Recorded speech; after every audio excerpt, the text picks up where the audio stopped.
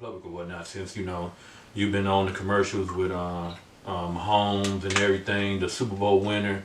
I know when I first seen that commercial, I'm like, holy shit, that is a nice commercial. You know what I'm saying? And I loved it. And I'm hoping you get plenty more of it too. Yeah, that's interesting. Like I get some love here, but and I've been to a couple of states since then. I get a lot of love when I'm out of town because I'm the guy that was in the commercial with Patrick Mahomes. I represent the brand GHA at that particular moment, and yeah, I get a lot of love here, and even in Kansas City, there's some things that me and a local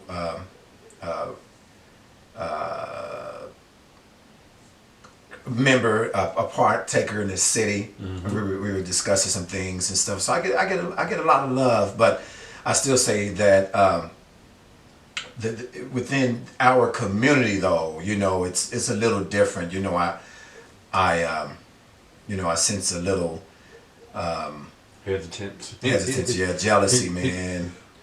Ain't nothing I can do about that, bro. It's just like we just strive for our goals and we go for them. Like I was saying earlier, this is something that our parents has blessed us with, man. I just thank God that we just pursue what we believe that we can do. So I get a lot of support, man. And to be at this age, I'm just straight out blessed, man. I'm just blessed. Cool. And I got another good question for you. How does your work interfere with your love life? Because I know it's kind of hard to balance both of them out because you're busy. You still have a regular job. You model. You're always on the scene taking pictures for the new things that you are getting involved in or whatnot. And so I know you have an extremely busy schedule. So how do you balance it all? Well, you just have to. This is one thing I tell people. At this age, but I would have done the same thing earlier.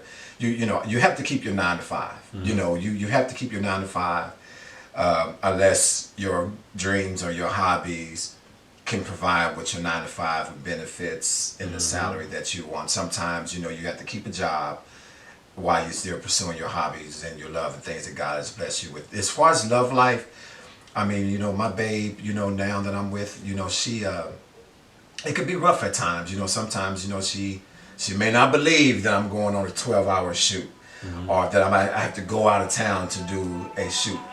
So that could be dicey. And I remember in the 90s, I just stayed single, because I was working and going to college, doing acting and modeling and stuff like that. So I just stayed single, you know what I'm saying? But much love, to the back in the 90s, I was single and I was having the fun, man. Okay.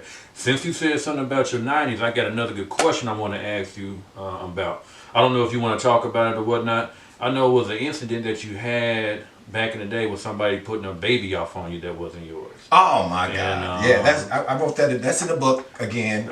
Y'all make sure y'all get this book, man. I'll tell you a little bit about it, then he can go ahead. I think you was paying child support for what, about 11 or 13 years for a child that wasn't yours. Well, he just said it. Yeah, that's what it was. It did when it was time. She wanted to up the pay or whatnot because they saw the way he was changing his life. He was moving up the ladder or whatnot. So they wanted more. Well, she wanted more child support or whatnot. You know what? I'm gonna let you tell your story. Well, here we go. So what happened was I was working at UPS. I'm modeling. I'm all on magazines, Hallmark cards, and it was obvious. Billboards. You can walk in and see my picture in hair pinners. I was first models, and it's just. So I'm doing the thing in the 90s, and then, I had a good job, so I was bringing in income from both ways. Life was good. It's good now, actually.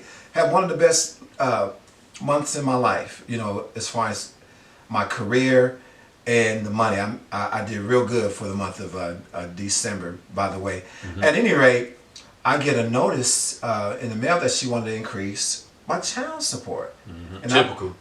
It was 11 years, and I'm like, okay, well, I remember my late mother said to me, that child do not look like you. I never heard her say that before. And that's kind of hard for your mother. And me and my mom, we didn't have the best relationship, but she's my mom's. You know what I'm saying? So she still, the queen. And she was like, that baby don't look like yours. So I said, okay, I remember what she said. She's mother's deceased. And I said, let's take a DNA test. And she avoided me. How did that feel? You know, you trying to get a DNA test. She wouldn't submit it. She running from you, not answering your phone call. Did that drive you crazy? Well, I'm from the hood. So you tracked her down? I did what, you see that interview with TLC, them talk about which they went to, they was talking about how they went to the office that didn't pay no money. Was it you with me that time? Yeah. I took him and another friend of mine's. We went and tracked her down. You know, I went in front of the house.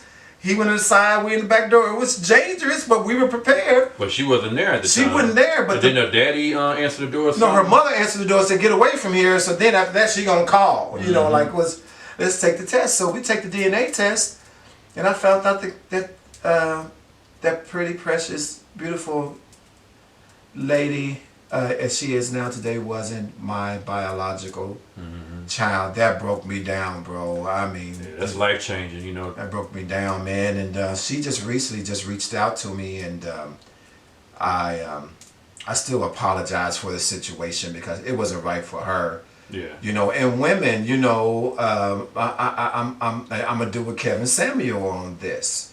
You just can't stick a child on a man that you know that's going to take care of the kid. You know, take care the guy who's the father. Solicit that guy. You know, because it's not right for the child or for the man who's been taken care of, who grown attached to the kid. But it wasn't my child, man. And but I think she's doing great now. I think last time I spoke with her was a month ago for the first time in years, in decades. So, but I haven't heard from her again. I understand. You know, much love to her. You know, and I'm glad you're doing well. Yeah, kid wouldn't mind, bro. The baby, the beautiful girl, ended up not being my biological child. I know that had to hurt, man. You know, being in a child's life for all that time kind of reminds me of a couple of Murray episodes that I watched. You were not the father. The man been taking care of this kid for like 10 years. He found out that he's not the father. He breaks down crying and everything, and it's just madness. And I think she chose you because you was a working man. You was working. You was making okay money, good money at the time. And I guess the other guy that she knew that she was probably pregnant by probably wasn't worth you know what. And, you know, she went the money route. She was most definitely a money grab.